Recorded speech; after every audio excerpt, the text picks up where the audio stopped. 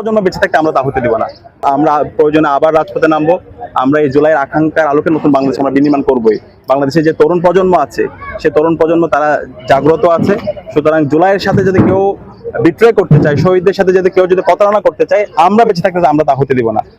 আমরা এখনো সময় দিতে চাই। আমরা দেখতে চাই প্রধানমন্ত্রী থেকে শুরু করে যারা সরকারে আছেন তারা জুলাইয়ের আকাঙ্ক্ষা ধারণ করবে এবং জুলাইয়ের আকাঙ্ক্ষা ধারণ করে এই নতুন বাংলাদেশ বিনির্মাণ করবে। সাদিক ভাই, যে সাংবাদিকদের উপর পুলিশি যে হামলা হচ্ছে, এই বিষয়টা আপনি কিভাবে দেখছেন?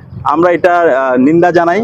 আমরা দেখতে পাচ্ছি সাংবাদিকদের উপর হামলা হচ্ছে, একই সাথে সারা দেশে নির্বাচন পরবর্তী অসংখ্য সহিংসতা হয়েছে।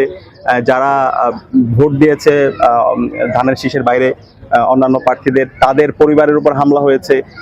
বিভিন্ন ধরনের আমরা হামলা, হুমকি দুমকি, তাদের বাড়িঘর ভেঙে দেওয়া, বিভিন্ন ধরনের আমরা ঘটনা দেখতে পেয়েছি।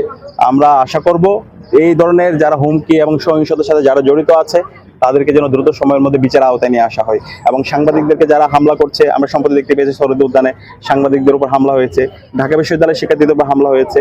এই হামলার সাথে যারা জড়িত আছে তাদেরকে যেন বিচার আওতায় নিয়ে আসা হয়।